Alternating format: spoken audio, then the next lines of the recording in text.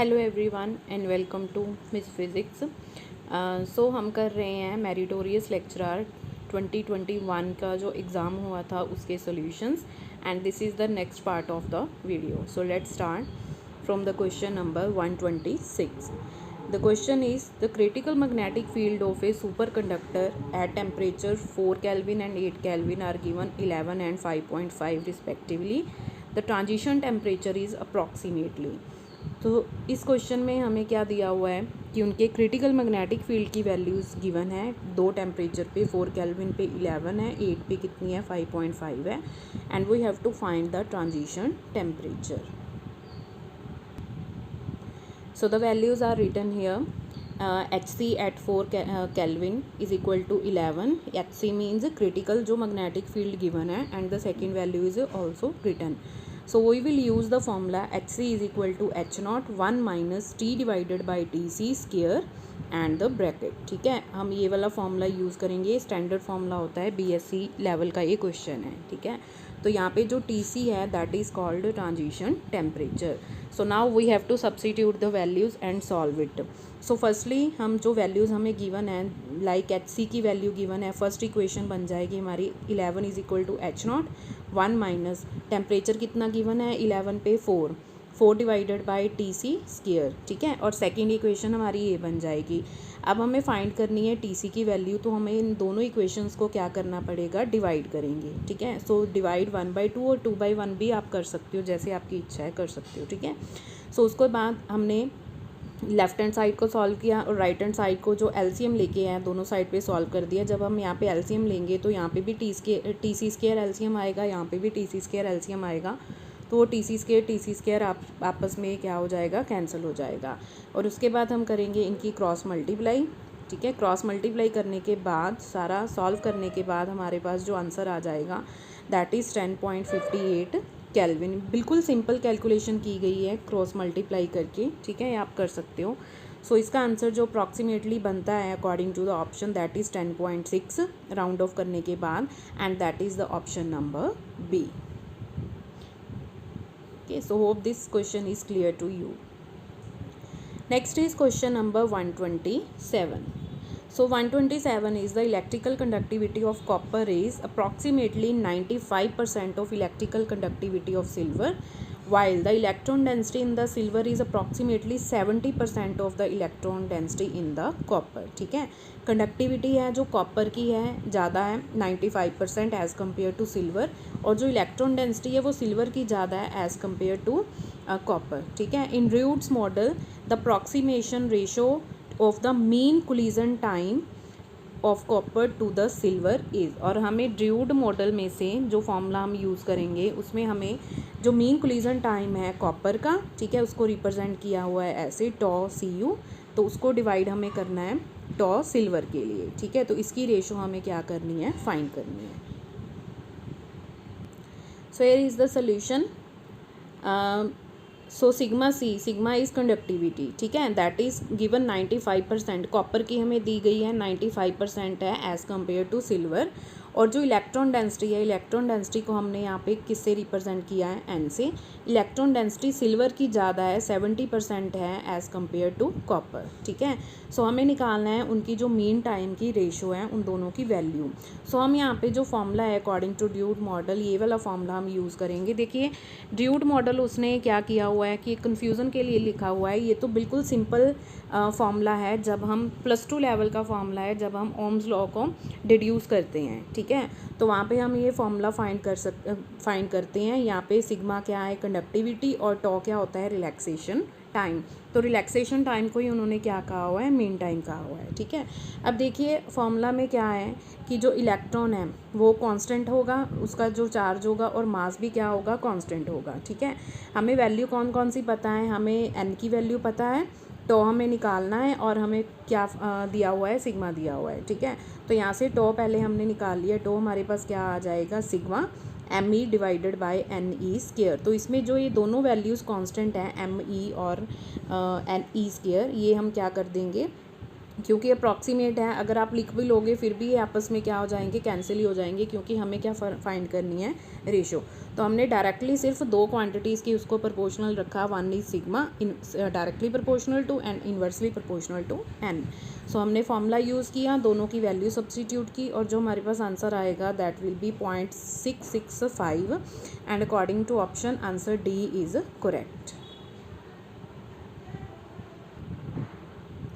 Question number 128. Which one of the following semiconductor devices is used as temperature sensor? ये भी knowledge based question है। जो thermistor होते हैं, थर्मिस्टर जो होते हैं वो होते हैं टेम्परेचर सेंसर डिवाइसेस, ठीक है। तो इसका ऑप्शन आ जाएगा option A, that is thermistor. 129. The device that shows negative differential resistance among the following. Again it is knowledge based question and the answer is tunnel diode. जो tunnel diodes होती हैं that have negative differential resistance coefficient, ठीक है। Question number 130। सो 130 में हमें दिया हुआ है एक लॉजिक सर्किट और हमें उसका पूछा है बूलियन एक्सप्रेशन क्या आएगा, ठीक है। ये बिल्कुल ईजी है सॉल्व करने के लिए। सो बिल्कुल आपको ये पता होना चाहिए कि इसमें कौन से गेट यूज़ किए गए हैं और कैसे इसको सॉल्व करना है। ये जो डिजिटल इलेक्ट्रॉनिक्स का है ये मोस्ट इम्पॉर्टेंट पार्ट होता है, गेट्स वाला जो होता है उसमें से एक क्वेश्चन डेफिनेटली आता ही आता है हर एक एग्ज़ाम में। So let's see its solution. Now in this question the gate is given, जो हमें गेट दिया हुआ है, ये मैंने पूरा डायग्राम बनाया हुआ यहाँ पे, दैट इज़ एक्स और गेट, ठीक है।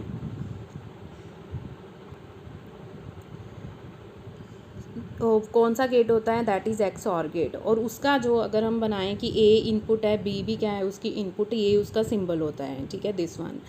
सो उसकी जो आउटपुट होती है Y, that can be written as A plus circle में बी। इसका मतलब क्या होता है, इसका मतलब होता है, इसको अगर एक्सपैंड करके लिखें तो A B bar plus B A bar, एक बार एक का बार, दूसरे बार दूसरे का बार, ठीक है।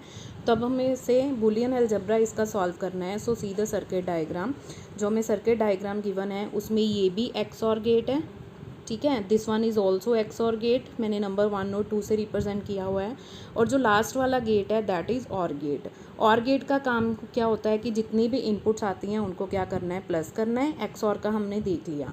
अब देखिए यहाँ पे एक्स और को एक तो इनपुट जा रही है ए, दूसरी ये दो इनपुट दोनों को कंबाइंड है और ये है हाई वैल्यू, ठीक है। सपोज कर लेते हैं कि जो ये इनपुट है दैट इज़ सी। सो ए की जो आउटपुट हो गई यहाँ पे, जो हमें आउटपुट मिलेगी वो क्या मिलेगी, देखिए एक्स और फर्स्ट जो गेट है उसको ए और सी दो इनपुट्स मिल रही हैं, तो उसकी आउटपुट हो जाएगी ए सी बार प्लस सी ए बार। अब जो सेकंड हमारा एक्स और गेट है उसमें दो इनपुट्स जा रही हैं बी एंड सी, ठीक है। हाई वैल्यू हम बाद में यूज़ करेंगे। सो इसका आउटपुट क्या हो जाएगी, यहाँ पे हमें बी सी बार प्लस सी बी बार। अब ये दोनों इनपुट्स हैं जो वो जा रही हैं फर्दर और गेट को, और गेट का काम क्या है कि ये जो दोनों इनपुट्स आएंगी इनको वो क्या कर देगा, प्लस कर देगा, ठीक है। तो वो मैंने यहाँ पे मेंशन नहीं किया। नेक्स्ट स्टेप में देखिए, अब यहाँ पे हमारे पास आ गया कि जो y है दोनों की क्या कर दी हमने, प्लस कर दी, ठीक है। अब हम यूज़ करेंगे कि जो ए और बी, जो फर्स्ट और सेकंड एक्स और गेट को जो कॉमन इनपुट थी वो सी थी, और सी क्या थी, हाई। हाई हमारे पास दो एक ही होती है कि दो इनपुट्स ही होती हैं, जा तो ज़ीरो होती है या फिर क्या होती है, वन। ज़ीरो होती है हमारे पास लो और वन होती है हाई, ठीक है। सो सी को एज ए हाई यूज़ करेंगे तो सी बार कितना हो जाएगा, ज़ीरो, उसका ऑपोजिट हो जाएगा।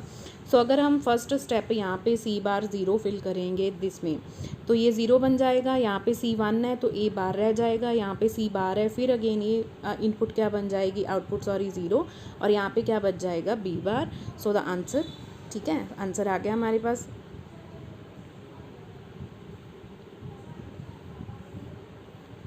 सो the answer is y is equal to A bar plus B bar, ठीक है। बट अगर आप यहाँ पे देखोगे तो ऑप्शन में ये ऑप्शन गिवन नहीं है। तो अब यहाँ पे हम लगाएंगे डी मॉर्गन्स थ्योरम। सो डी मॉर्गन्स थ्योरम क्या होती है कि ए डॉट बी का अगर होल बार है तो उसको हम एक्सपैंड कर सकते हैं, ए बार अलग हो जाएगा, बी बार अलग हो जाएगा, और यहाँ पे जो डॉट का साइन है वो किस में चेंज हो जाएगा, प्लस में।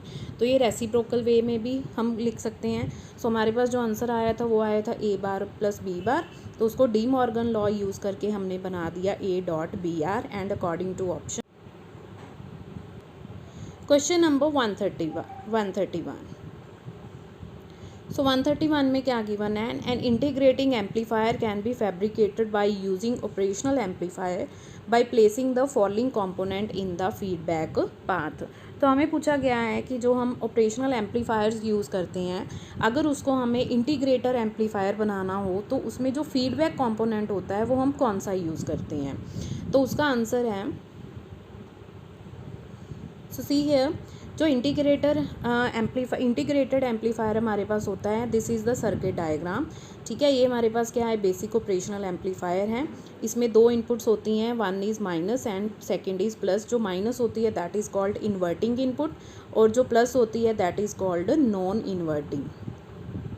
ठीक है, ये प्लस साइन से ही हमें पता चल जाता है कि ये इन्वर्टिंग है या नॉन इन्वर्टिंग है। ओके, सो ये जो होती है हमारे पास, जो नॉन इन्वर्टिंग है दैट इज़ ग्राउंडेड। ओके, सो यहाँ पे हमारे पास क्या लगी होती है, जो इन्वर्टिंग इनपुट है उसमें हमारे पास एक लगी होती है इनपुट रेजिस्टेंस। ये बेसिक जो ऑपरेशनल एम्पलीफायर का डायग्राम होता है उसमें रहती है। यहाँ पे हम इसको क्या प्रोवाइड कर रहे हैं, वी इनपुट।